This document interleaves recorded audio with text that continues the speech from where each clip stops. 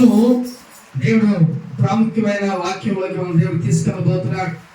ఈరోజు ముఖ్యంగా మనం ఆశీర్వదించబడాలనంటే మనం ఏం చేయాలి, ఎలాగుండాలి అనే విషయాలను ఈరోజు మనం మాట్లాడుకుందాం. అర్థమవుతుందా? కాబట్టి ఈరోజు మనం ఆశీర్వదించబడాలనంటే మనం ఏం చేయాలి? ఏం చేయాలంటే రాత్రి పగల్లో మనం కష్టపడాలి. అంతేనా? రాత్రి పగల్లో మనం కష్టపడాలా? చెప్పలేదండి. రాత్రి పగల్లో కష్టపడాలా? మనం ఆశీర్వదించబడాలి, మనం బ్లెస్ అయిపోవాలంటే ఏం చేయాలి? ఫస్ట్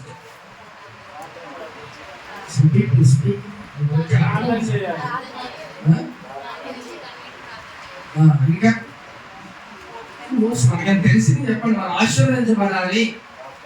ఇప్పుడున్న స్థితి, మన పరిస్థితి బాగోవాలా, మనం కొంచెం హైట్స్కి వెళ్ళాలి. దానికి ఏం చేయాలి? అవన్నీ వాక్యం ఇంకా చెప్పండి. కొత్త ఏముంది చెప్పండి. నేను ఆశీర్వదించబడాలి అంటే ఏం చేయాలి? మనం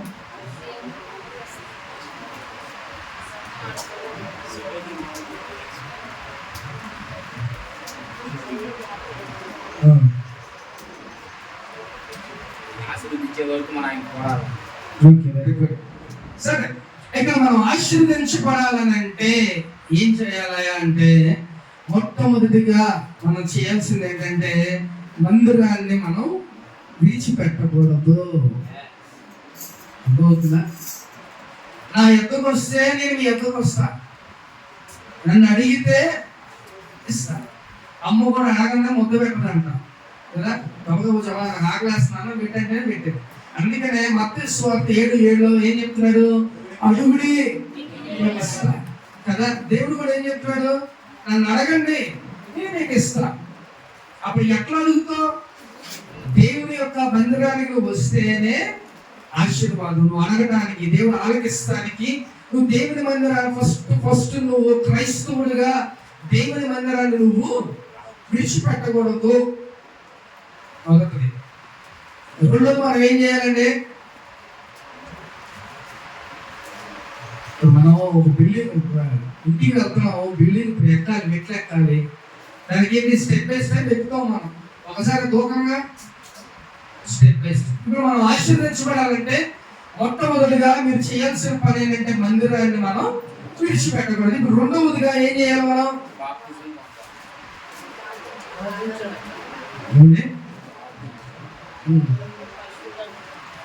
భక్తులు ఉన్నారు ఇక్కడ. భక్తులు ఓరు పట్ల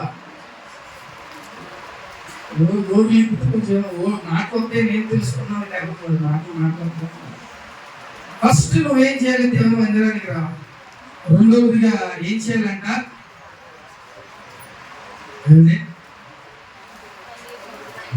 రెండవదిగా మనం ప్రార్థన చేయాలి, అలాగే బైబిల్ మనం చదవాలి. అవునా? ఏం చేయాలి? మొట్టమొదటి మనం ఏం చేయాలి? గట్టి చెప్పాలి. మందిరానికి రావాలి. రెండోదిగా ఏం చేయాలి? ప్రార్థన ప్లస్ బైబిల్ మనం చదవాలి. మూడవదిగా ఏం చేయాలని అంటే దేవునికి ఇవ్వాల్సింది మనం ఇవ్వాలి. ఈ మూడు ఎవరు చేయాలంట?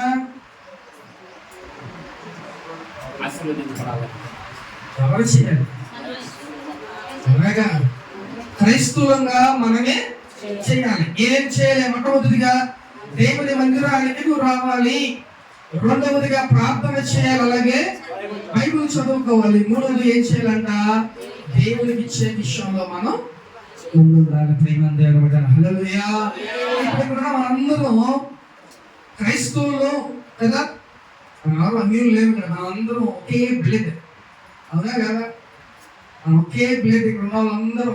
కాబట్టి ఇక్కడ మనం చేయాల్సింది ఏంటంటే దేవుని సన్నిధికి మొట్టమొదటిగా రావాలి. దావీదు రాజు ఏమంటాడంటే ఆయన రాజు అయినప్పటికీ కూడా, అంత ధనవంతుడైనప్పటికీ కూడా ఆయన ఏం చేశాడో తెలుసా? అయ్యా, నీ సన్నిధిలో నేను ఒక ఒలివ మొక్కలాగా ఎదగాలనుకుంటున్నాను. అంటే సన్నిధిని ఎంత కష్టపడుతున్నాడో ఆలోచించండి. ప్రేమ దేవుడు కూడా ఆయన ఎంత గొప్ప రాజు అయినప్పటికీ, ఆయనకి ఎంత ధనం ఉన్నాయి, ఐశ్వర్యం ఉన్నాయి, ఏది ఉన్నా కూడా ఆయన ఏం చేస్తున్నాడంట, ఆయన సన్నిధిలో ఉండటం ఇష్టపడుతున్నాడు.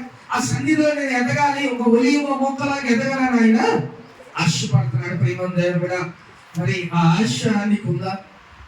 ఒకసారి జ్ఞాపకం చేసుకో. ప్రియమైన దేవుని బిడ్డ, కొంచెం వాయిస్ తీసుకోండి, నేను అవ్వలేకపోతున్నాను.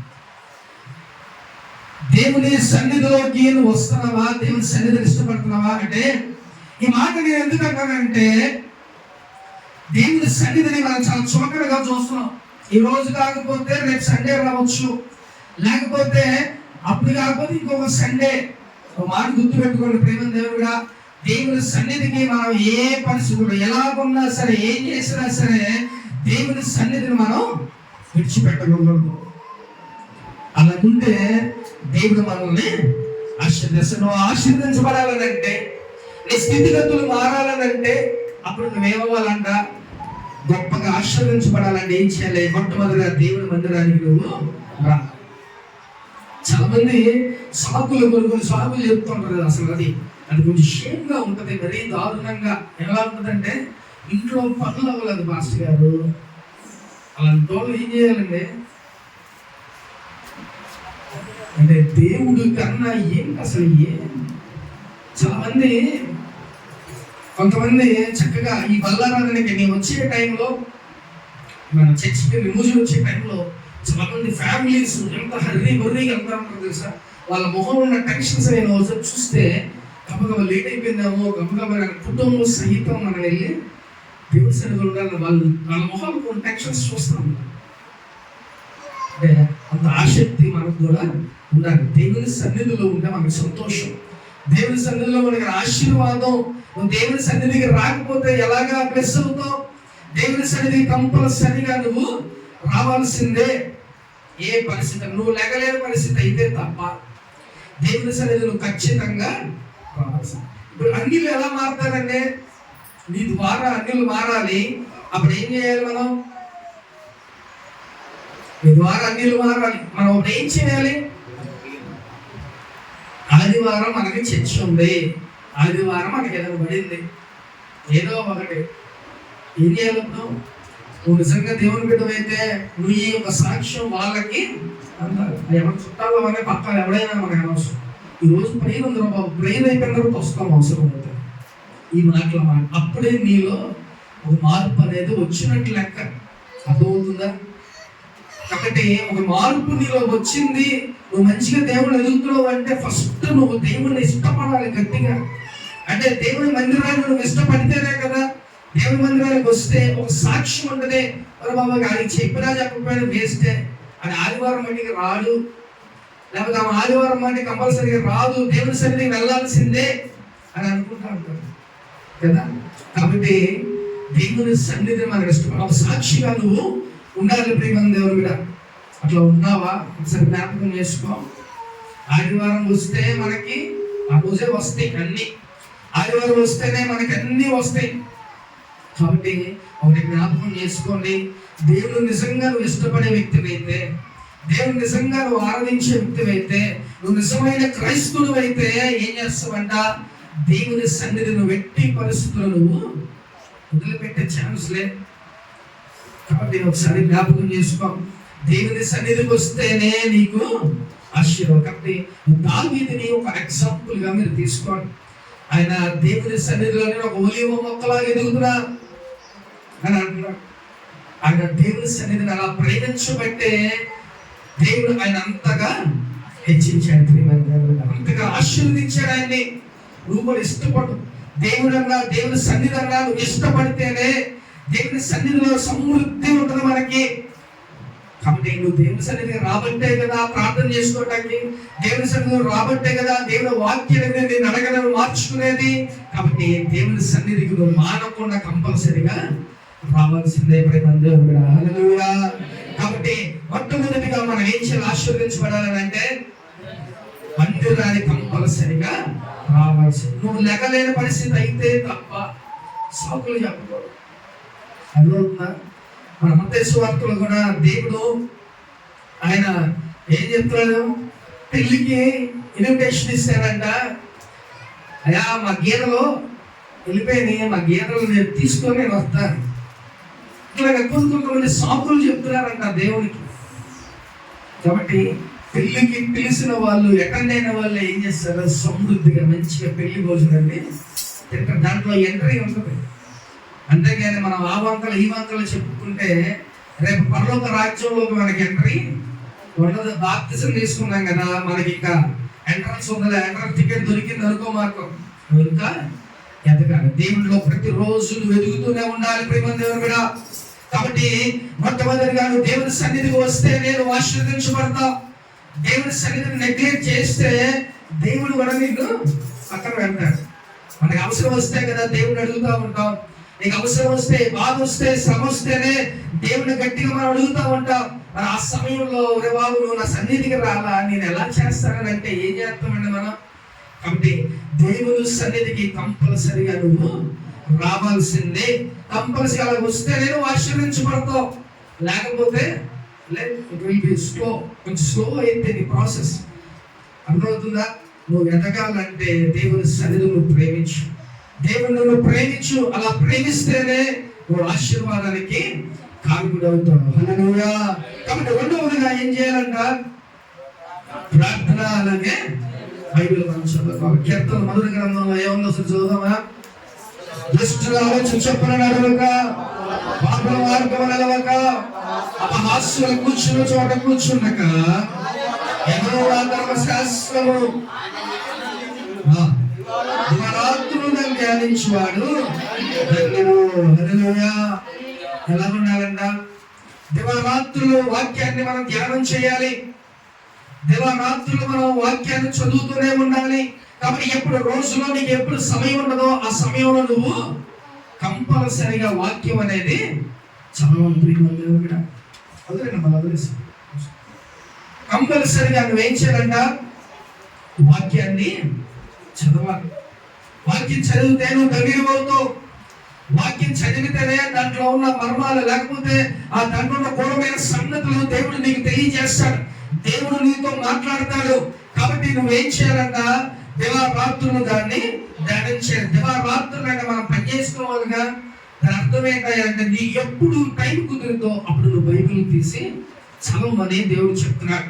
కాబట్టి నేను డ్యూటీకి వెళ్తానండి, లేకపోతే నాకు పని ఉంది, నేను వచ్చేసరికి బోల్డ్ టైం అయ్యింది అని అంటే నీకు ఆశీర్వాదం అనేది రాదు ప్రేమ దేవుడు. ప్రార్థన చేసుకో, బైబిల్ చదువు, కంపల్సరిగా దేవుని యొక్క ఆశీర్వాదం నువ్వు పొందుకుంటావు ప్రేమ దేవుడు. హల్లెలూయా. కాబట్టి దేవుడు ఆయన మనల్ని ఏం చేయమన్నట్లా, ఏం చేయమంటాడు? ప్రార్థన చేయి, నువ్వు బైబిల్ని చదువు. బైబిల్ చదివితేనే మనం ఆశీర్వదించబడతాం. బైబిల్ చదివితేనే దాంట్లో ఉన్న కొన్ని విషయాలు మనం నేర్చుకొని మనం ఎదగడానికి కొంచెం దోహదపడుతుంది. కాబట్టి అటు విధంగా నువ్వు ప్రార్థన, బైబిల్ నువ్వు చదువుకున్నావా? ప్రతిరోజు నేను మొత్తుకునేది ప్రతి ఒక్కటే, బైబిల్ చదవండి, ప్రార్థన చేసుకోండి. ఎప్పుడు మీకు ఇదే మాటలు చెప్తా ఉంటా. సేవకుల మాట వింటే ఏమవుతారంట? నీకే ఆశీర్వాదం. అర్థమైందా? చక్కగా ప్రార్థన చేసుకోండి, చక్కగా మీరు బైబిల్ చదవాలి. కీర్తనకారుడు అంటున్నాడు, అటు ఇటు కూర్చోవద్దు, ఎవరి దగ్గర కూర్చోవద్దు, ఎక్కడ కూడా మాటలు లేనిపోయిన మాటలు ఇవన్నీ కాదు. నువ్వు చక్కగా దేవుని యొక్క మాటలు మాట్లాడుకోవాలి, లేకపోతే వాక్యాన్ని చదువుకోవాలి. చక్కగా నువ్వు దేవుడిలో ఎదగడానికి నీకంటూ ఒక మార్గం ఉంటుంది. నిన్ను చూసి నీ పక్కనలో, లేకపోతే నువ్వు చూసి నీ చుట్టాలు ఎవరో ఏమవ్వాలి? ఎప్పుడు చూసినా లేచిన దేవుడి మాటలే మాట్లాడతారు, లేకపోతే ఎప్పుడు చూసినా వాక్యమే చెప్తూ ఉంటాడు. ఇలాంటి మాటలు మనం అనిపించుకోవాలి. అన్నిలుగా మనం కూడా నోరు తెరిస్తే ఎట్లా పడితే అట్లా మాట్లాడితే వాళ్ళకి మనకి ఇంకా తేడా ఉండదు. ప్రేమ దేవుడు కూడా నువ్వు క్రైస్తవుడిగా, క్రైస్తవురాలుగా నువ్వు చక్కగా ఒక సపరేట్, నువ్వంటే ఒక స్పెషల్గా ఉండాలి. దేవుని బిడ్డగా నువ్వు అలా ఉంటేనే నీ బట్టే క్రైస్తవ్యం బ్రతికింది. మాట గుర్తుపెట్టుకోండి, నీ బట్టే క్రైస్తవ్యం. నీ మూలాన నువ్వు ఒకవేళ సరైన స్థితిలో లేకపోతే ఆడు తీసుకున్నాడు బాప్తీసం, ఆడు సరిలేడు, మళ్ళీ నేను తీసుకోవాలి. నన్ను అలా చాలా మంది అడిగారు, ఏం మాస్టర్ గారు వాళ్ళు తీసుకున్నారు సరిగ్గా ఉన్నారా ఏంటే? మమ్మల్ని తీసుకో, ఎవరితో వాడితే ఎవడ కొలతాడు వాళ్ళ పాప భారం అంతా ఏమైతే ఒక మూటలాగా మోసుకొని అది సత్య వరకు ఆ మూట మోసుకుంటూనే ఉంటారు. రేపు ఏమైతే పైకి తీసుకెళ్తాం. కాబట్టి నీ పాప భారం అంతా నువ్వే మోసుకోవాల్సి వస్తుంది. ఎవడం వేయడు, అర్థమవుతుందా? ఎవరు తీసుకున్న గుంటలో ఆడే పడినట్టుగా నువ్వు చేసిన తప్పులన్నీ నీ వెనకే ఉంటాయి, అయ్యే నేను ఫాలో అవుతూ ఉంటాయి. అదే నువ్వు మంచి చేస్తే అది కూడా నీ వెనక ఫాలో అవుతుంది. కాబట్టి నువ్వు మంచిగా ఉంటే ఓకే, లేకపోతే నువ్వు చేసే ప్రతి నువ్వు అనే మాటలు అవ్వచ్చు, నువ్వు చేసే పాపక్రియలు అవ్వచ్చు, ఇవన్నీ ఒక మూట వేసుకునే నెత్తి మీద ఉంటాయి, ఎక్కడికి పో. అర్థమవుతుందా? కాబట్టి ప్రతి వాడికి వాడి యొక్క క్రియలు చొప్పున వారికి ప్రతిఫలాన్ని దేవుడు ఇస్తాడు. కాబట్టి నువ్వు చేసే ప్రతి దానికి ఒక ప్రతిఫలం దేవుడు ఇస్తాడు. కాబట్టి జాగ్రత్త, ఎవరిదే వాడిదే, ఎవడ లెక్క వాడే అప్పచెప్పాలి దేవుని దగ్గర. కాబట్టి ప్రేమ దేవుడు కూడా నువ్వు చక్కగా దేవునిలో ఎదగాలి, మంచిగా ప్రార్థన చేసుకో, ప్రతిరోజు నువ్వు బైబిల్ చదువుకో, చక్కగా దేవుళ్ళు నువ్వు గొప్పగా ఆశీర్వదిస్తావు. ప్రేమ దేవుడు కూడా సాతానుడు ఎప్పుడంటే మనల్ని అబ్జర్వ్ చేస్తూ ఉంటాడు, మనం ఏం చేస్తున్నాం ఏంటి అని మనల్ని అబ్జర్వ్ చేస్తూ ఉంటాడు. మనం అందుకని ఎప్పుడు ఏం చేయాలంట, మనకి ఖాళీ సమయం దొరికితే చక్కగా ఆ మాటలు ఈ మాటలు మాట్లాడుకోవడం కాదు, ఏకతాళిగా ఎట్లా పడితే అట్లా ఉండడం కాదు. మనం ఏం చేయాలి, దేవుని మాటలు చదువు కదా నీకు జ్ఞానం ఇస్తుంది, నువ్వు ఆశీర్వాదానికి వెళ్ళడానికి అదొక మార్గం. కాబట్టి నువ్వు ప్రార్థన చేయి, బైబిల్ చదువుకో, నీ జీవితంలో నువ్వు ఆశీర్వదించబడ్డానికి ఒక మెట్టు. ప్రేమ దేవుడు కూడా అటు విధంగా నువ్వు ఉంటున్నావా? ప్రతిరోజు నువ్వు ప్రార్థన చేయాల్సిందే, ప్రతిరోజు నువ్వు బైబిల్ చదవాల్సిందే. అలాగే కీర్తనకారుడు అంటున్నాడు, దివారాత్రులుగా ధ్యానించేవాడు దివారాత్రులు దాన్ని చదువుతా ఉంటే టేషియస్ అని ఎంత బాగుంటుందో. నేను రాత్రి 2 గంటలు కూర్చున్నాను ప్రార్థనలో, 1 గంట ఒక అధ్యాయం చదివా. ఏంటది? 2వ రాజుల గ్రంథం 25వ అధ్యాయం నేను చదివా. 25, 24 చదివా. అదొకటే గంట చదివా. అర్థమవుతుందా? ఈ మాట ఎందుకు చెప్తున్నానంటే, టేస్ట్ చేయాలి చక్కగా. ఒక యాప్లికేషన్ మనం అలాగా గబగబా నోట్లో పెట్టేసుకోం కదా, ఒక ముక్క తిని దాన్ని టేస్ట్ చేస్తూ ఉంటాం. అలాగా వాక్యాన్ని కూడా ఒక అధ్యాయం తీసుకున్నాడు, దాంట్లో ఉన్న లోతులు ఏంటి, లేకపోతే దాంట్లో ఉన్న అర్థాలు ఏంటి, దాంట్లో ఉన్న ఆత్మీయత ఏంటి అనేది మనం ఎదుర్కోవాలి. అంతేగాని ఎలా పడితే చదువుకుంటా వెళ్ళిపోవటం కాదు, శ్రద్ధగా కూర్చొని వాక్యాన్ని చదవాలి. అలా చదివామనుకో దాదాపు 2 సంవత్సరాలన్నా పట్టవచ్చు బైబిల్. అలాగా ఒకసారి చదివినా చాలు. అర్థమవుతుందా? ఒక్కసారి నువ్వు బైబిల్ అలా చదివినా చాలు, నీకు ఒక అర్థమైంది బైబిల్, నీ జ్ఞానం ఉంటుంది, దేవుడు బైబిల్ జ్ఞానం నీకు ఉంటుంది. ప్రేమ దేవుడు కూడా. కాబట్టి నువ్వు రోజు ప్రార్థన బైబిల్ చదివితే దేవుడు నిన్ను గొప్పగా ఆశీర్వదిస్తాడు. ప్రేమ దేవుడు కూడా. హల్లెలూయా. కాబట్టి ఈ రోజు పరిశుద్ధాత్మ దేవుడు అడుగుతున్నాడు, నువ్వు ప్రార్థన చేసుకున్నావా? ప్రతిరోజు నువ్వు బైబిల్ చదువుతున్నావా? సరే, జ్ఞాపకం చేసుకో. నీ పనుల్లో నీకు ఉంటాయి, కానీ దేవునికి ఇవ్వాల్సిన సమయాన్ని కూడా దేవునికి ఇవ్వు. నువ్వు ఆశీర్వదించబడాలనంటే కంపల్సరిగా బైబిల్ చదువు, అలాగే ప్రార్థన అనేది చేసుకో. అప్పుడు నువ్వు ఆశీర్వదించబడతావు. నువ్వు ఆశీర్వాదం పొందుకోవాలంటే ఇది చెయ్యి కంపల్సరిగా, లేకపోతే నీకు ఆశీర్వాదం రాదు. ప్రియమందారు. కాబట్టి బైబిల్ గ్రంథంలో అనేక మంది భక్తులు ప్రార్థన చేసిన వ్యక్తులు, దావీదు 7 సార్లు ప్రార్థన చేసేవాడంట రోజుకొచ్చి. అలాగే దానియేలు 3 సార్లు ప్రతిరోజు చేసేవాడంట, 3 సార్లు.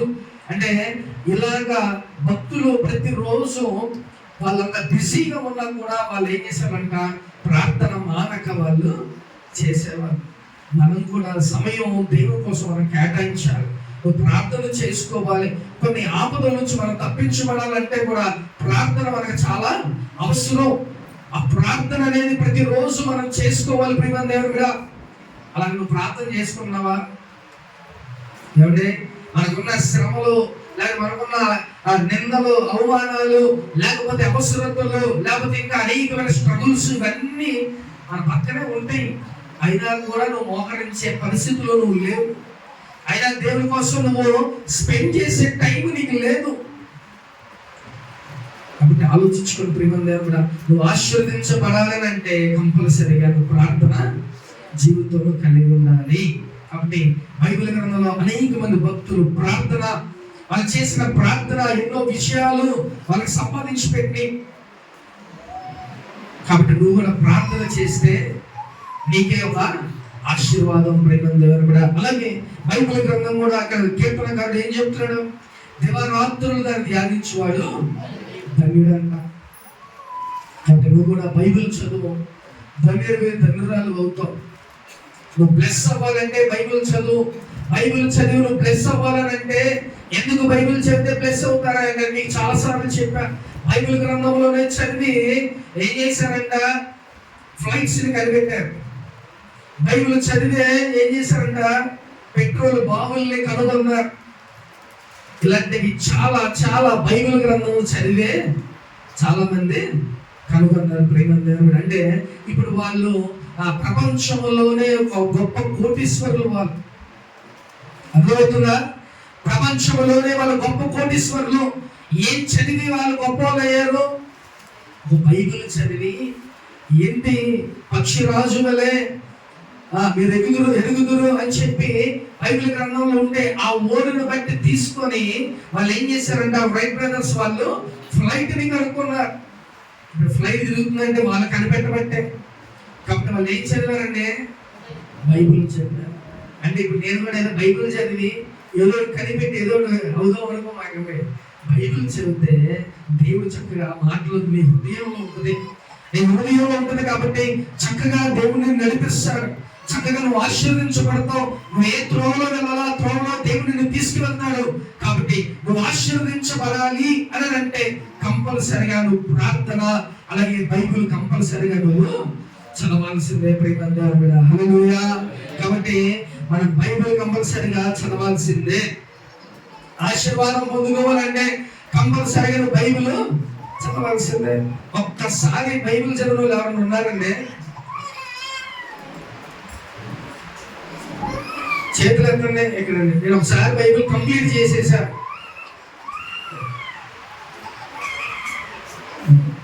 ఇటు ఎత్తితే కనబడదు, ఇటు ఎత్తితే కనబడదు. ముగ్గురు చదివారంట. కాబట్టి మనం ఏం చేయాలంట? ఇప్పుడు ఇదే నెల మార్చ్ స్టార్టింగ్ కదా, మనం మళ్ళీ రేపు జనవరికి వచ్చేసరికి, జనవరి 1 మనం కలుసుకునేసరికి ఇక్కడ అనేకమైన చేతులు ఎత్తారు. అర్థమవుతుందా? అంటే బైబిల్ ఒకసారి చదివేయండి. అర్థమవుతుందా? బైబిల్ ఒకసారి చదివేయండి. పవర్ఫుల్ కాబట్టి ఒక్కసారి బైబిల్ చదువుతా ఉండాలి కంపల్సరిగా. అర్థమవుతుందా? కాబట్టి ప్రియమందరం కూడా నువ్వు ఏం చేయాలంటే ఆశీర్వదించబడాలంటే కంపల్సరిగా ప్రార్థన చేసుకోవాలి. అలాగే నువ్వు బైబిల్ కూడా నువ్వు చదువుతూ ఉండాలి ప్రియమందరం కూడా. హల్లెలూయా. కాబట్టి మూడవది ఏం చేయాలంట? దేవునికి ఇచ్చే విషయంలో నువ్వు ముందుండాలి. కొంతమంది ఏం చేస్తారంటే, అఫ్కోర్స్ నేను కూడా అనుకునేవాడు, నేను కూడా విశ్వాసంగా ఉన్నప్పుడైతే ఏంట్రా బాబు పద్దాకలు డబ్బులు అడుగుతున్నారు సేవకులు, లేకపోతే పద్దాకల దానికి దీనికి అంటూ ఉంటారు. మనలో చాలా మంది అనుకుంటూ ఉంటారు. కానీ ఒక మాట గుర్తు పెట్టుకుని ప్రేమ దేవుడుగా అపొస్తలుడైన పౌలు కొరింథీయులకు రాస్తూ, లేకపోతే ఎఫెసీ సంఘానికి రాస్తూ ఆయన ఏమంటారు తెలుసా? మీరు కుప్పిలు విప్పితేనే దేవుని పని ముందుకి వెళ్తే, లేకపోతే ఎవరు చేస్తాడు? మనం విత్తితే మన ఒక రూపాయి వాల్యూ ఒక ఆత్మ రక్షించబడింది. నీ యొక్క రూపాయి రేపు మనం పెట్టే మీటింగ్ సక్సెస్ అయ్యి ఎవరైనా ఒక యమస్సును మారాడనుకో, అది మన ఖాతాలోనే పడింది. అర్థమైందా? కాబట్టి జ్ఞాపకం ఉంచుకో ప్రేమ దేవుడా. కొరింథీయులకు రాసిన పత్రికలో ఉంటుంది, ఉత్సాహంగా ఇచ్చేవాడు దేవుడు ఉత్సాహంగా పంట కోయికి. చూద్దాం సార్. 2 కొరింథీయులకు రాసిన పత్రిక 9వ అధ్యాయం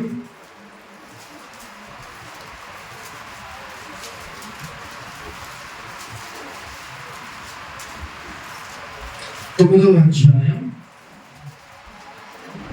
6వ వచనం చూద్దాం. కొంచెముగా విత్తువాడు కొంచెంగా పంట కోయును, సమృద్ధిగా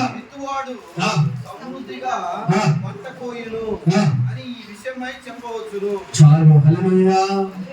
ఎలాగంట? కొంచెం విత్తితే కొంచెమే మనం కోసుకుంటాం కదా. అరెకరంలో ఎంత మనం విత్తుకుంటే అంత పంటే మనం కోసుకుంటాం కదా. అరెకరంలో విత్తి ఎకరం అంతా కోసుకోవాలంటే అయిద్దా? అవ్వదు. కాబట్టి ఏం చేయాలంట? నువ్వు ఎంతగా విత్తితే అంతగా నీకు కొన్ని సాక్ష్యాలు నేను వింటా ఉంటా, కొన్ని సాక్ష్యాలు నాకు చెప్తా ఉంటారు. మేము ఏదైనా మనకి స్పాన్సర్ లేకపోతే ఏదైనా మనకి ఇచ్చే విషయంలో వాళ్ళ దగ్గర లేకపోయినా ఎలా ఒకలా మనకి ఇస్తారంట. వాళ్ళకి వాళ్ళ యొక్క ఈవెంట్స్ అనేకమైనవి వాళ్ళకి వచ్చిందంటే కొన్ని లక్షల రూపాయలు లేవు అనే స్థితిలో దేవునికి ఇచ్చారంట. దేవుడు అంతకంతకి వాళ్ళకి నెక్స్ట్ వీకే అర్థమవుతుందా? అంటే ఇవ్వకపోతే బ్లెస్ చేయడా దేవుడు? క్వశ్చన్ కూడా ఉంటుందిగా మనకి. ఇవ్వకపోతే దేవుడు బ్లెస్ చేయడా? మరి అంత స్వార్థపడా దేవుడు? కాబట్టి ఇప్పుడు దేవుడు మనకి ఫస్ట్ ఒక టార్గెట్ ఏంటంటే, దేవుడు మొట్టమొదటిగా మనకి ఎన్ని గోత్రాలు ఉన్నాయండి? గట్టిగా చెప్పాలి. 12 గోత్రాలు ఉన్నాయి. ఈ 12 గోత్రాలని దేవుడు 11 గోత్రాలకి ఏవి కావాలన్నీ ఇచ్చేసాడు. 12 ఏంటో తెలుసా? లేవి గోత్రం. ఈ గోత్రానికి దేవుడు ఏది కూడా ఇవ్వాల, ఏది కూడా వాళ్ళకి ఇవ్వాల. గోత్రానికి ఏం చెప్పాడు తెలుసా? నేనే మీకు స్వస్య. కాబట్టి మీరు నా పని చేయండి. ఈ మిగతా 11 గోత్రాల వారు ఏం చేస్తారంట? మీకు దశమ భాగం ఇస్తారు. వాళ్ళ పట్టణంలోని సమస్తం 10వ భాగం ఇస్తారు. వాళ్ళకి ప్రతిదీ కూడా మీకు ఇస్తారు. కాబట్టి దేవుడు అప్పుడే వాళ్ళకి పెట్టాడు. కాబట్టి అప్పుడు నుంచి దశమ భాగం కానీ దేవుడికి ఇవ్వాల్సిన ప్రతి ఒక్కటి కూడా దేవుని యొక్క సొమ్మును దొంగలించుకోకుండా కంపల్సరిగా ఇస్తేనే దేవుడి పని ముందుకి సాగిపోతుంది. ప్రేమందేవుడు హల్లెలూయా. కాబట్టి దేవుడు ఏం చెప్తున్నాడంటే, నువ్వు కొంచెంగా విత్తితే కొంచెంగానే పంట కోసుకుంటావు. నువ్వు సమృద్ధిగా విత్తు, సమృద్ధిగా నువ్వు కోసుకుంటావు. ప్రేమందేవుడు. కాబట్టి సనగొద్దు, కొనుక్కోవద్దు దేవుడి విషయంలో. అలాగైతే దేవుడు ఇచ్చే విషయంలో నిన్ను కూడా సొనుక్కుంటాడు, కొనుక్కుంటాడు. కాబట్టి జాగ్రత్త. చక్కగా దేవుని కంటే నువ్వు ముందుగా ఇచ్చేవాళ్ళలాగా ఉండాలి. ప్రేమందేవుడు. అలాగైతే దేవుడు మనల్ని అంచెలంచెలుగా ఆశీర్వదిస్తాం. నువ్వు ఒక బిజినెస్ చేస్తున్నావు, ఒక బిజినెస్ చేస్తే ఆ బిజినెస్ లో లాస్ వస్తుందో లాభమో నష్టమో మనకి తెలియని పరిస్థితి, అవునా? కానీ మన ఆశ ఏంటి? మన లాభం వస్తుందనే మనం పెడతాం కదా. ఒకవేళ లాస్ వస్తే, కానీ ఒక మాట గుర్తుపెట్టుకోండి, దేవునికి పెట్టే నువ్వు ప్రతి రూపాయి కూడా అది గొప్పగా రిటర్న్స్ మళ్ళీ దేవుడు అనుగ్రహిస్తాడు. ప్రేమందేవుడు కూడా హల్లెలూయా. కాబట్టి there is no loss, only profit in Jesus. దేవుడిలోనే నీకు ఆశీర్వాదం. నువ్వు 1 రూపాయి పెట్టిన దానికి దేవుడు 10ంతలుగా దేవుడు నీకు అనుగ్రహిస్తాడు. ప్రేమ. అందుకనే నువ్వు విస్తారంగా గుర్తు, విస్తారంగా నువ్వు కోసుకుంటావు. అందుకే ఇంకో వచనంగా చదువుకున్నావు. 9వ వచనం, 7వ వచనం. బలవంతముగా కాకయో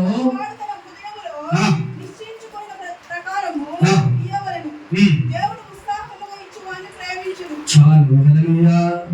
దేవుడు ఏం చేస్తాడంట? ఉత్సాహంగా ఇచ్చి వారిని ప్రేమిస్తాడంట. అర్థమైందా? ఆయన పని కోసం విత్తే వారిని, ఆయన పని కోసం ఇచ్చే వారికి దేవుడు ఏం చేస్తాడంట? ప్రేమిస్తాడు. ఆయన ప్రేమిస్తే ఎలా ఉంటుందంటే, నీ ఫ్రెండ్ లేకపోతే నీకు బాగా కావలసి నిన్ను అంతగా అక్షరంగా ప్రేమించే వాళ్ళు ఏం చేస్తారు? నువ్వు ఏది అడిగితే అది ఇచ్చేస్తాడు. ఏమండి కదా? నువ్వు ఏది అడిగితే అది ఇచ్చేస్తాడు. అలాగే ఒకవేళ దేవుడే నిన్ను ప్రేమిస్తే ఆయన అన్లిమిటెడ్. ఆయన దగ్గర ఏది కావాలన్నా అన్ని ఆయన దగ్గర ఉన్నాయి. అవన్నీ మనకి ప్రొవైడ్ చేస్తాడు. ప్రతిదీ దేవుడు మనకు అనుగ్రహిస్తాడు. ప్రేమ దేవుడుగా. కాబట్టి దేవునికి ఏం చేయాలి? మనకి ధారాళంగా మనం దేవునికి ఇవ్వాల్సిందే. కాబట్టి విధవరాల గురించి మనకు తెలుసు. 2 కాసులు ఏం చేసిందంటే కానుక, 2 కాసుల కానుకలాగా. కానీ అక్కడ ఎవరో ఉన్నారంట? గొప్ప గొప్ప కోటీశ్వరులు ఉన్నారు. కానీ వాళ్ళకున్న దాంట్లో కొంత తీసేసారు. కానీ ఆ విధవరాలు కానుక ఎలా ఉందంట? ఉన్నదంతా దేవునికి. ఆమె దగ్గర ఉన్న 2 కాసులే అదే తీసి వేసింది. అది ఎవరు చూశారంట? దేవుడు చూశారు. కాబట్టి మనం వేసే కానుక, మనం వేసే ఇచ్చే దశమభాగం ప్రతిదీ కూడా దేవుడు చూస్తాడు. కాబట్టి నీ ఆశీర్వాదాలు రావాలని అంటే నువ్వేం చేయాలి? దేవుడికి నువ్వు ఇచ్చే వ్యక్తి లాగా ఉండాలి. ఒకవేళ నువ్వు ఇవ్వకపోతే దేవుడి పని ముందుకు సాగదు. గుర్తుపెట్టుకో. దేవుడు నీకు ఇచ్చే కొలది నువ్వు దేవునికి ఇస్తేనే దేవుడు సమృద్ధిని నీకు అనుగ్రహిస్తాడు. కాబట్టి ఈరోజు మనం ఏం చేయాలంట, నువ్వు ఆశీర్వదించబడాలంటే ఫస్ట్ ఏం చేయాలంట, మందిరానికి నువ్వు రావాలి. రెండోదిగా ఏం చేయాలంట, ప్రార్థన చేయాలి, అలాగే బైబిల్ నువ్వు చదువుకోవాలి. మూడోది ఏం చేయాలంట, దేవునికి ఇవ్వాల్సింది నువ్వు ఇవ్వాల్సిందే. అలా ఇస్తేనే నీకు ఆశీర్వాదం. నువ్వు ఆశీర్వదించబడాలి. ఈ రోజు నుంచి నువ్వు అలా చెయ్యి, దేవుడు నిన్ను ఇచ్చేవారిలా చేస్తాడు. అంటే నువ్వు బ్లెస్డ్ గా దేవుడు నిన్ను చేస్తాడు. కాబట్టి దేవుని విషయంలో మనం వెనకడుగున అస్సలు వేయద్దు. నువ్వు ఆశీర్వదించబడాలంటే ఈ 3 విషయాలు నువ్వు జ్ఞాపకం చేసుకుని ముందుకు సాగిపోవాలి. ప్రేమంగా హల్లెలూయా. ఆత్మ చెబుతున్న మాట చివరి గాక. ఆమేన్. అందరూ మోకరించండి, ప్రార్థన చేసుకుందాం.